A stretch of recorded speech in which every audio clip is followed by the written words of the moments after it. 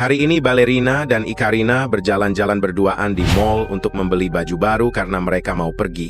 Tapi tiba-tiba, Espressona melihat mereka berdua di mall. Itu kan si miskin jelek.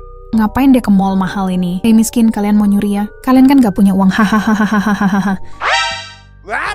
Ya pasti kita kesini mau belanja ya, kamu kali yang mau nyuri. Iya tuh, kita punya uang ya. Kita bukan miskin. Dasar cewek jahat. Daripada berdebat, ayo bantu pilih siapa yang paling cantik. Ballerina dengan kekuatan lautan, like dan komen jika setuju.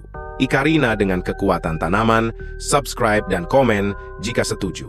Espressona dengan kekuatan kegelapan, share dan komen jika setuju.